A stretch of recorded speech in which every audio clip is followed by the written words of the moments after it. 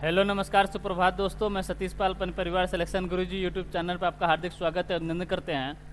हम आशा करते हैं कि आप सभी स्वस्थ और मस्त होंगे। तो चलिए हम जो कि हम रोज़ की तरह आज जीएस के 20 क्वेश्चन का आपके सामने लेकर आए हुए हैं, जो कि आपके जो चल रहे हैं अभी सीआरपीएफ ट्रेडमैन के कांस्टेबल के पेपर और आने वाले यूपीपी कांस्टेबल के जो आने वाली वैकेंसी जो इसी के क्वेश्चन बेसिस पर आधारित है। और आपको एक नोटिफिकेशन के बारे में बता दें कि जो एसएसबी ट्रेडमैन कांस्टेबल का जो पेपर 22 या 23 तारीख को 22 तारीख को तो हो गया था, लेकिन 23 तारीख का पेपर जो है आपका कैंसिल हो गया था, तो उसका एडमिट कार्ड आने लगा है। और वह 23 तारीख को पेपर उसकी डेट 13 तारीख को 13 जुलाई को उसकी डेट आई हुई है। कब? 13 जुलाई को। और अपना एडमिट कार्ड देख लें, ठीक है, कि आपका सेंटर कहाँ पर है। वो सेंटर आपका शो करने लगा है, ठीक। तो चलिए हम अब अपने प्रैक्टिस सेट की तरफ बढ़ते हैं और अपना पहला क्वेश्चन देखते हैं। हमारा पहला क्वेश्चन दिया है कि महात्मा गांधी की हत्या कहाँ हुई थी। महात्मा गांधी की हत्या कहाँ हुई थी? ऑप्शन ए दिया आपका दिल्ली, ऑप्शन बी दिया आपका पटना, ऑप्शन सी दिया आपका कानपुर और ऑप्शन डी दिया आपका लखनऊ। ऑप्शन डी क्या दिया है? लखनऊ। तो किसकी बात है? महात्मा गांधी की हत्या। अगर से पूछे कब हुई थी आपकी 30 जनवरी 1948 को महात्मा गांधी की हत्या हुई थी। अगर पूछे कहाँ हुई थी आपके दिल्ली के बिड़ला हाउस में। दिल्ली के बिड़ला हाउस में हुई थी। किसने की थी इनकी हत्या? किए थे आपके नाथूराम गोडसे। नाथूराम गोडसे। अब पूछे इनके साथ और कौन थे? तो इनके साथ थे आपके, एक तो हो गए नाथूराम गोडसे और एक थे आपके नारायण आंटे। इन दोनों ने गोली मारकर इनकी हत्या की थी, ठीक। अब पूछे नाथूराम गोडसे के जेल कब हुआ था? नाथूराम गोडसे को जेल कब हुआ? तो इन्हें हुआ था आपका 15 नवंबर 1949 को ही इन्हें जेल हो गया था। अरे सॉरी, जेल नहीं, फांसी हुई थी। फांसी दोनों के थे, लेकिन अगर पूछे नाथूराम गोडसे का कब फांसी हुई थी आपकी 15 नवंबर 1949 को इनको फांसी हुई थी।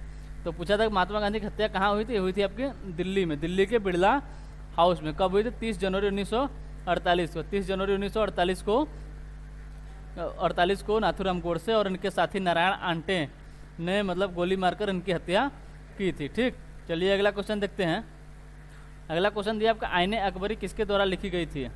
आईने अकबरी किसके द्वारा लिखी गई थी? ऑप्शन ए दिया आपका अब्दुल कादिर, ऑप्शन बी दिया आपका अकबर, ऑप्शन सी दिया आपका ख्वाजा निजामुद्दीन और ऑप्शन डी दिया आपका अबुल फजल। किसकी बात कर रहा है? आईने अकबरी किसके द्वारा लिखी गई थी आपकी अबुल फजल के द्वारा, यानी ऑप्शन डी हमारा जो है ये सही आंसर होता है, ठीक। चलिए अगला क्वेश्चन देखते हैं। अगला क्वेश्चन दिया है कि अंटार्कटिका महाद्वीप की सबसे ऊंची चोटी कौन सी है? अंटार्कटिका महाद्वीप की सबसे ऊंची चोटी कौन सी है? ऑप्शन ए दिया आपका माउंट किलिमंजारो, ऑप्शन बी दिया आपका माउंट मैकिनले, ऑप्शन सी दिया माउंट मैसिफ और ऑप्शन डी दिया आपका माउंट एकांकगुआ। ऑप्शन डी क्या दिया? माउंट एकांकगुआ। तो किसकी बात कर रहा है? अंटार्कटिका की। अंटार्कटिका महाद्वीप जो है इसकी सबसे ऊंची चोटी कौन सी है? तो ये आपकी माउंट मैसिफ, यानी ऑप्शन सी हमारा जो है ये सही आंसर होता है। ऑप्शन सी हमारा जो है सही आंसर होता है। अगर ऑप्शन ए की बात करें, क्या किलिमंजारो किस महाद्वीप की सबसे ऊंची चोटी है? तो आपकी अफ्रीका महाद्वीप की। किसकी? अफ्रीका महाद्वीप की सबसे ऊंची चोटी कौन सी? किलिमंजारो। अगर पूछे माउंट मैकिनले की बात करें तो यह आपका उत्तर अमेरिका। कहाँ पर? उत्तर अमेरिका की सबसे ऊंची चोटी है। उत्तर अमेरिका किस महाद्वीप की? उत्तर अमेरिका महाद्वीप की सबसे ऊंची चोटी। अगर पूछे कहाँ है तो आपके यूएसए के कहाँ पर है? यूएसए के अलास्का प्रांत में है, ठीक है। और उसके बाद आपका माउंट एकांकगुआ एक किस महाद्वीप की सबसे ऊंची चोटी है? ये आपके दक्षिण अमेरिका के। किसकी? दक्षिण अमेरिका की सबसे ऊंची चोटी कौन सी है? ये आपका माउंट एकांकगुआ, ठीक है। और कौन सा बचा? अगर से पूछे ऑस्ट्रेलिया महाद्वीप की सबसे ऊंची चोटी कौन सी है? किसकी? ऑस्ट्रेलिया महाद्वीप की सबसे ऊंची चोटी कौन है? तो इनकी ऑस्ट्रेलिया महाद्वीप की बात करें तो इसका है आपका कास्युस्को पर्वत जो है आपके ऑस्ट्रेलिया महाद्वीप की सबसे ऊंची चोटी है, ठीक। चलिए अगला क्वेश्चन देखते हैं। अगला क्वेश्चन दिया आश्वान बांध किस नदी पर स्थित है? आश्वान बांध किस नदी पर स्थित है। यहाँ पर हो जाएगा आसवान बांध किस नदी पर स्थित है। ऑप्शन ए दिया आपका नील नदी, ऑप्शन बी दिया अमेजन नदी, ऑप्शन सी दिया आपका कांगो नदी और ऑप्शन डी दिया लिम्पोपो नदी। क्या दिया? लिम्पोपो नदी। ठीक, तो आसवान बांध की बात करते हैं किस नदी पर है? आपके नील नदी पर, यानी ऑप्शन ए हमारा जो है ये सही आंसर होता है। कहाँ पर है? आपके मिस्र में। कहाँ पर है? मिस्र में है। कहाँ पर? मिस्र में। ठीक, अगर अमेजन नदी की बात करें तो कहाँ पर है? ब्राज़ील में। ये ब्राज़ील में है। अगर पूछे विश्व की सबसे बड़ी नदी कौन? अमेजन नदी। विश्व की सबसे लंबी नदी तो आपकी नील नदी। ठीक है, और अगर हम कांगो नदी की बात करें, कांगो नदी, तो कांगो नदी जो है आपकी ये भी आपके अफ्रीका महाद्वीप में है, जो कि किसको काटती है? कांगो नदी जो है ये आपके भूमध्य रेखा को 2 बार काटती है। भूमध्य रेखा को 2 बार काटती है। और ऑप्शन डी दिया आपका लिम्पोपो नदी। लिम्पोपो नदी की बात करते हैं, यह क्या करती है? मकर रेखा को 2 बार काटती है। किसे? मकर रेखा को 2 बार काटती है। 2 बार काटती है। 2 बार काटती है। मकर रेखा को लिम्पोपो नदी और भूमध्य रेखा को कांगो नदी। अगर पूछे कर्क रेखा को कौन सी नदी 2 बार काटती है? कर्क रेखा का तो है आपकी माही नदी। माही नदी कहाँ पर? भारत में। कहाँ पर? भारत में कर्क रेखा को 2 बार काटती है। कर्क रेखा को 2 बार काटती है। ठीक, अमेजन नदी कहाँ है? आपके ब्राज़ील में है। नील नदी कहाँ है? आपके ये भी आपके अफ्रीका महाद्वीप में है। इसे विश्व की सबसे लंबी नदी है। कितनी इसकी किमी है? 6565 किमी।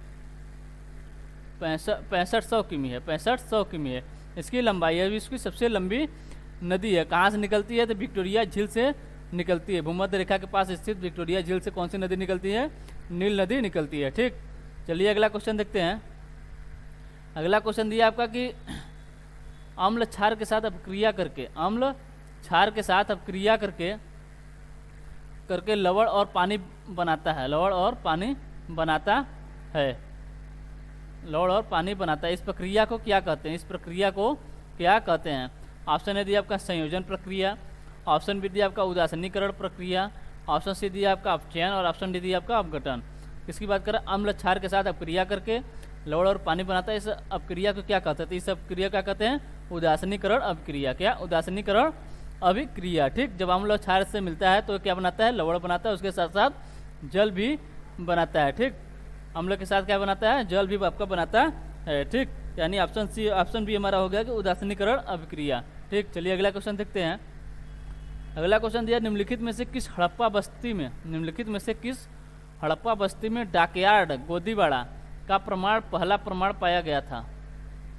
ऑप्शन ए दिया आपका लोथल में, ऑप्शन बी दिया आपका मालावर में, ऑप्शन सी दिया आपका बाबरकोट में और ऑप्शन बी दिया आपका धौलावीरा में। कहाँ पर? धौलावीरा में। ठीक, तो किस हड़प्पा बस्ती में डॉकयार्ड यानी गोदीबाड़ा का पहला प्रमाण पाया गया था? तो कहाँ पाया गया था? लोथल में। कहाँ पर? लोथल में। अगर पूछे लोथल क्या था? लोथल एक बंदरगाह था। क्या था? बंदरगाह था। कहाँ पर है? आपके गुजरात में है। कहाँ पर है? गुजरात में। अगर पूछे किस नदी के किनारे है तो आपकी भोगवा नदी किनारे पर है। किस नदी पे? भोगवा नदी के किनारे पर स्थित है। ठीक, यानी ऑप्शन हमारा लोथल में है, यानी ऑप्शन हमारा क्या हो गया? लोथल। ठीक, पहला प्रमाण कहाँ पाया गया था? लोथल में पाया गया था। लोथल क्या था? लोथल एक मतलब बड़ा बंदरगाह था। कहाँ पर है? गुजरात में है। किस नदी के तट पर है? आपके भोगवा नदी के तट पर है। ठीक, चलिए अगला क्वेश्चन देखते हैं। अगला क्वेश्चन दिया कि 7 मई 2023 में किस निकाय ने विदेशी मुद्रा प्रबंधन रिपोर्ट प्रकाशित की है? क्वेश्चन नंबर 7 है, पूछा है कि मई 2023 में किस निकाय ने विदेशी मुद्रा प्रबंधन रिपोर्ट प्रकाशित की है? ऑप्शन ए दिया आपका भारतीय प्रतिभूति और विनिमय बोर्ड, ऑप्शन बी दिया आपका भारतीय निर्यात आयात बैंक, ऑप्शन सी दिया आपका नीति आयोग और ऑप्शन डी दिया आपका भारतीय रिजर्व बैंक। ठीक, तो मई 2023 में किस निकाय ने विदेशी मुद्रा को प्रबंधन रिपोर्ट प्रकाशित की है? देखिए आपकी भारतीय रिजर्व बैंक, यानी ऑप्शन डी हमारा जो है सही आंसर होता है। क्या है? RBI। अगर इसकी स्थापना पूछे कब हुई थी? इसकी स्थापना हुई थी आपको 1935 में। किस अधिनियम से? 1934 के अधिनियम से। इसका राष्ट्रीयकरण कब हुआ था? इसका राष्ट्रीयकरण हुआ था आपका 1 जनवरी 1949 को इसका राष्ट्रीयकरण हुआ था। इसका मुख्यालय कहाँ है? तो इसका मुख्यालय आपका मुंबई में। कहाँ पर है? मुंबई में। इसके वर्तमान में अध्यक्ष कौन है? तो आपके शक्तिकांत दास हैं। कौन है? शक्तिकांत दास हैं। इसके पहले कौन थे? तो उसके पहले थे आपके उर्जित पटेल। उसके पहले कौन थे? तो उसके पहले तब के रघुराम राजन। ठीक है, चलिए अगला क्वेश्चन देखते हैं। अगला क्वेश्चन दिया, निम्नलिखित में से किस वर्ष में हिंदू विधवा पुनर्विवाह अधिनियम पारित किया गया था? किस वर्ष में हिंदू विधवा पुनर्विवाह अधिनियम पारित किया गया था? ऑप्शन ए दिया आपका 1849, ऑप्शन बी दिया 1852, ऑप्शन सी दिया आपका 1844 और ऑप्शन डी दिया आपका 1856। ऑप्शन डी किया दिया 1856। तो हिंदू विधवा पुनर्विवाह अधिनियम कब पारित किया गया था? किया गया था आपका 1856 में। कब? 1856 में। कब? 26 जुलाई, डेट लिखिए 26 जुलाई 1856 को यह अधिनियम पारित किया गया था। अगर पूछे तैयार किसने किया था? तैयार किया था इसको डलहौजी ने। किसने तैयार किया था? डलहौजी ने तैयार किया था। तैयार किसने किया था? डलहौजी ने। और अगर से पूछे पारित किसने किया था? पारित किया था आपके कैनिंग ने। किसने? कैनिंग ने पारित किया था। ठीक, तैयार किसने किया? डलहौजी ने। और पारित किसने किया? कैनिंग ने पारित किया था। ठीक, चलिए अगला क्वेश्चन देखते हैं। अगला क्वेश्चन दिया आपका, निम्नलिखित में से कौन सा अनुक्रम विजयनगर साम्राज्य के राजवंशों के शासन का सही वर्णन करता है? निम्नलिखित में से कौन सा अनुक्रम विजयनगर साम्राज्य के राजवंशों, मतलब राजवंश का सही क्रम कौन सा है? विजयनगर साम्राज्य के राजवंश का सही क्रम क्या है? ऑप्शन ए दिया आपका शालू वंश, ये होता है आपका शालू वंश। ऑप्शन ए दिया आपका शालू वंश, उसके बाद है अराविदु वंश, उसके बाद है तुलु वंश और उसके बाद है संगम वंश। ऑप्शन बी दिया संगम वंश, फिर शालू वंश, फिर तुलु वंश, फिर अराविदु वंश। ऑप्शन डी दिया इनमें से कोई नहीं। ऑप्शन डी दिया ये दोनों सही हैं। ये दोनों तो सही कभी नहीं हो सकते। ठीक, और देखते तीन में से कौन सा सही होता है। तो पूछा है विजयनगर साम्राज्य के, अगर पूछे विजयनगर साम्राज्य की स्थापना किसने की थी? तो किए थे आपके हरिहर और बुक्का दो भाइयों ने। किसने?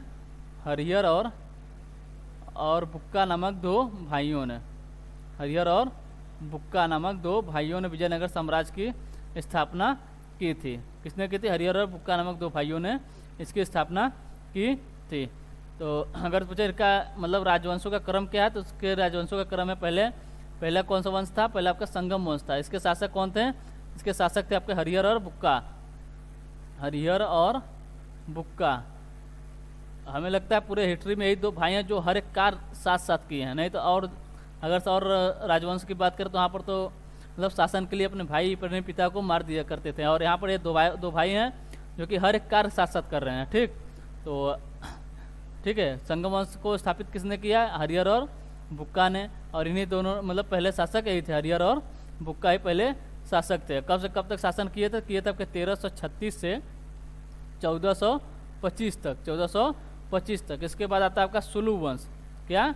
सुलु वंश, जो कि इसके शासक कौन थे? इसके शासक थे आपके सलुआ। क्या थे? सलुआ नरसिम्हा इसके शासक थे। और इनका शासन कब से कब तक था? इनका शासन था 1486 से 1509 तक। और हरिहर और बुक्का की बात करें तो इनका था 1336 से 1485 तक थे। ये 1485 तक थे। कहाँ से कहाँ तक थे? 1485 तक थे। 1336 से 1485 तक थे। और ये सोलुवंश की बात करें तो यह था आपका कौन? सलुआ नरसिम्हा 1486 से 1509 तक। ठीक, इसके बाद आपका आ जाता है आपका तुलु वंश। तुलु वंश के शासक कौन थे? तो वे थे आपका वीर नरसिम्हा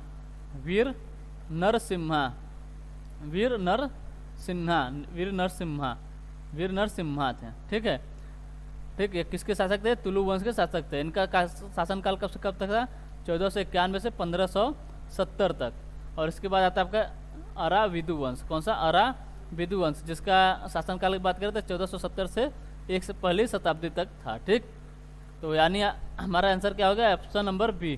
पहले संगम वंश था, फिर शालू वंश था, फिर तुलु वंश था, फिर उसके बाद क्या था? अराविदु वंश था। ठीक, चलिए अगला क्वेश्चन देखते हैं।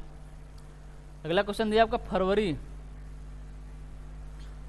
14 फरवरी 2023 को national open race walking championship कहाँ आयोजित की गई है?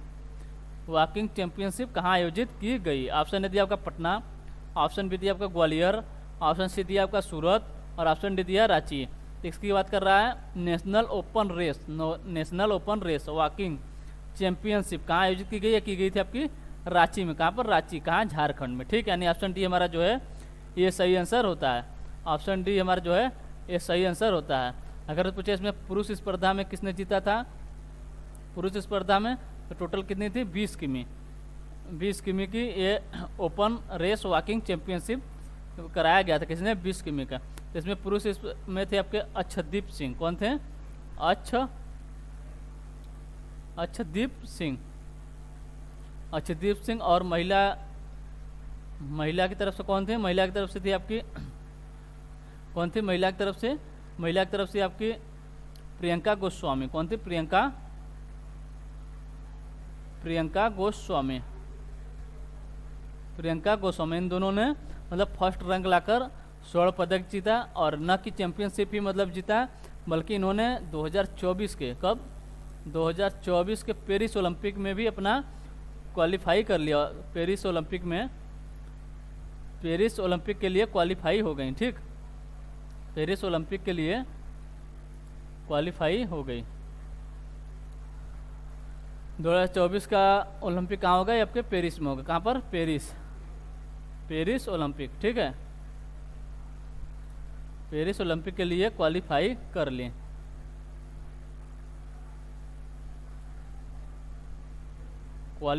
लिए। ठीक, चलिए अगला क्वेश्चन देखते हैं।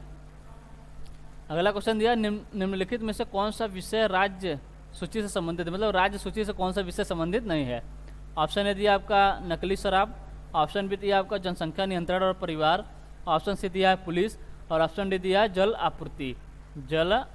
ठीक, तो कह रहा है राज्य सूची से संबंधित नहीं है। अगर सूची की बात करें तो भारत के किस अनुसूची में सूचियों के बारे में बताया गया? 7वीं अनुसूची। किसमें? 7वीं अनुसूची में 3 सूची बताई गई। कौन कौन सी है? एक है आपकी संघ सूची, एक है आपकी समवर्ती सूची, और एक है आपकी राज्य सूची।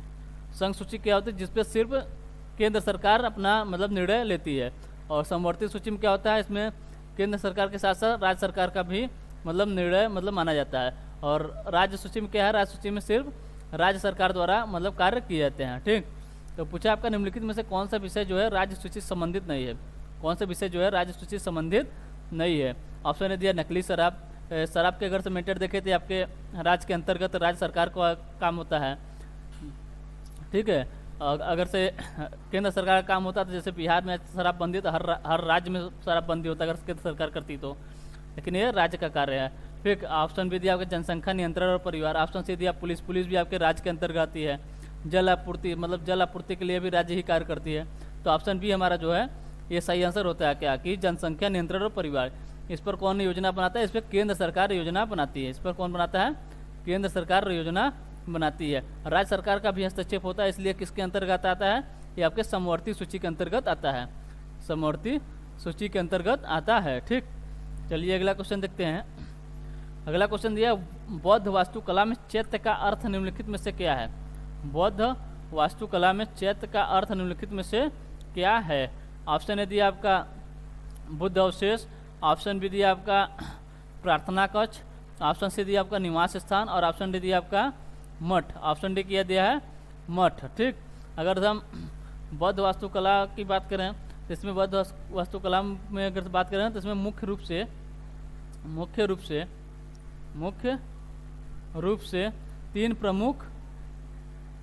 तीन मुख्य रूप से क्या होते हैं? तीन प्रमुख प्रकार के मतलब जो है आपके प्रस्तुत की जाती है। क्या प्रस्तुत की जाती है? इसमें जो मतलब पूजा करने का मतलब स्थान है उसे 3 प्रकार से मतलब प्रस्तुत किया जाता है। ठीक है, 3 प्रकार से प्रस्तुत किया जाता है। कौन कौन से हैं वो? तो ये हैं आपके, पहला है आपका चैत्य हाल। पहला क्या है? चैत्य हाल। इसमें क्या होता है? इसमें ये क्या होता है? ये आपका पूजा स्थल होता है या प्रार्थना कक्ष होता है, इसे चैत्य हाल कहा जाता है। ठीक है, दूसरा होता है आपका बिहार, जिसे मठ कहते हैं, और तीसरा होता है आपका स्तूप। ये क्या होता है? पूजा या ध्यान के लिए अर्धगोलाकार टीला होता है। ध्यान के लिए अर्धगोलाकार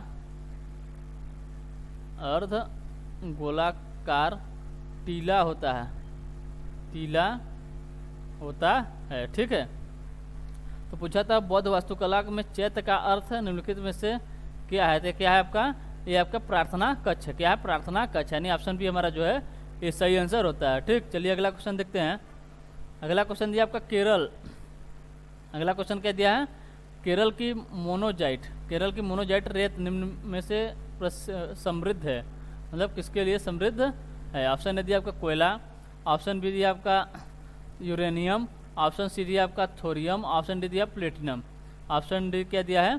प्लेटिनम। तो अगर हम केरल की मोनोजाइट रेत की बात करते हैं, किससे भरपूर है? ये आपके थोरियम से भरपूर है। किससे? थोरियम से भरपूर है। थोरियम से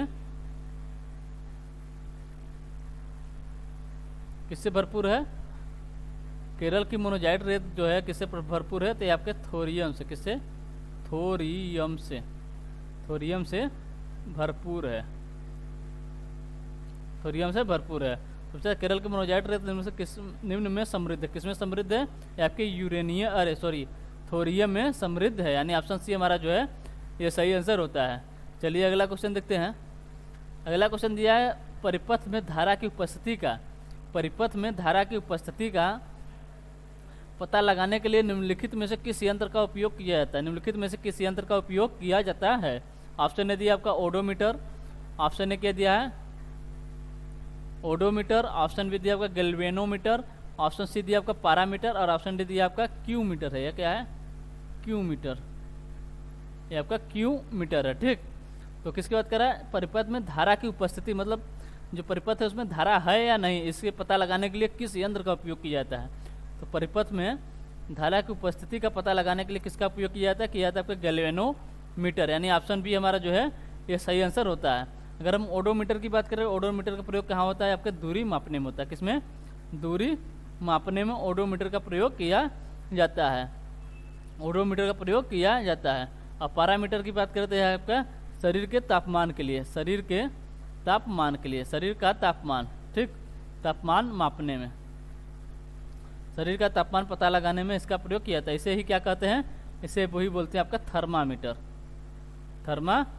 ठीक, अगर हम क्यू मीटर की बात करें, किसकी?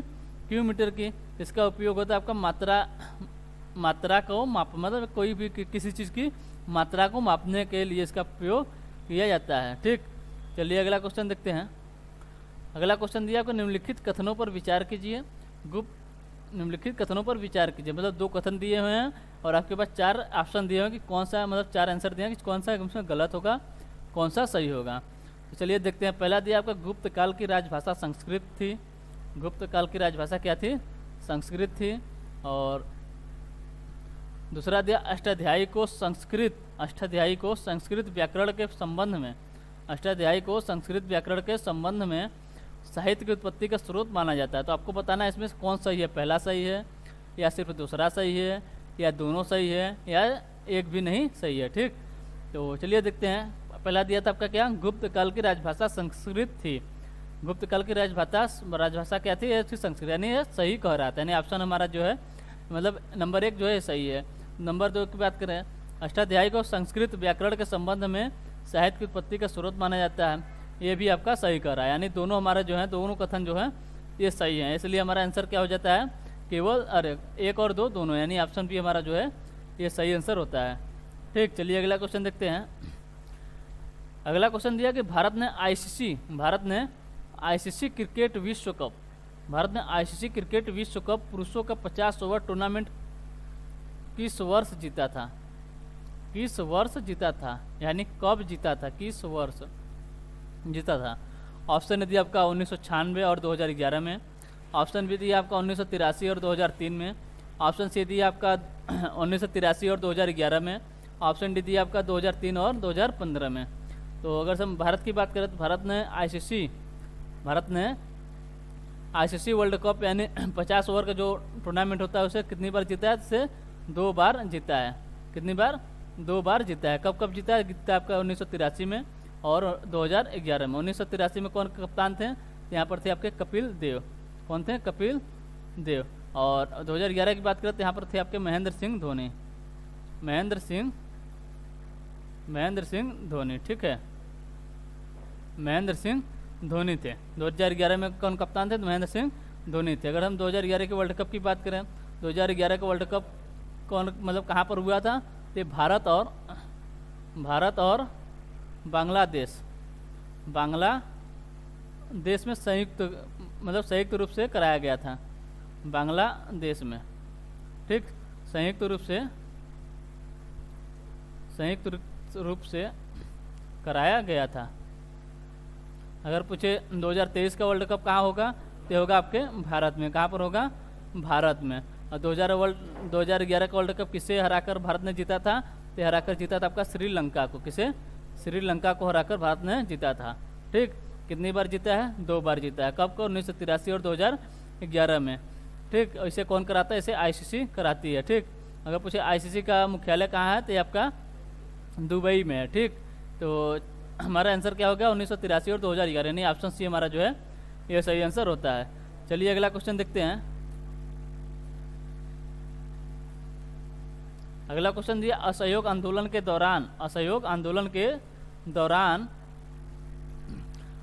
के वित्तीयन के लिए महात्मा गांधी द्वारा किस कोष की स्थापना की गई थी? आंदोलन के वित्तीयन के लिए महात्मा गांधी द्वारा किस कोष की स्थापना की गई थी? ऑप्शन ए दिया आपका होम रूल कोष, ऑप्शन बी दिया आपका तिलक गोखले कोष, ऑप्शन बी क्या दिया है? तिलक गोखले कोष, ऑप्शन सी दिया आपका तिलक स्वराज कोष, और ऑप्शन डी दिया आपका हिंद स्वराज कोष। ऑप्शन डी क्या दिया? हिंद स्वराज कोष, ठीक। ऑप्शन डी क्या दिया? हिंद स्वराज कोष। तो पूछा महात्मा गांधी के असहयोग आंदोलन के दौरान आंदोलन के वित्तीयन के लिए महात्मा गांधी द्वारा किस कोष की स्थापना की गई थी? तो कौन से कोष की स्थापना की गई थी आपकी तिलक स्वराज कोष की, यानी ऑप्शन सी हमारा जो है ये सही आंसर होता है, ठीक। अगर पूछे किसने किया? कि ये थे आपके महात्मा गांधी द्वारा। इसके द्वारा महात्मा गांधी द्वारा कौन सा? तिलक स्वराज कोष की स्थापना की गई थी, ठीक। कब की गई थी? 1921 में की गई थी। कब? 1921 में की गई थी, ठीक।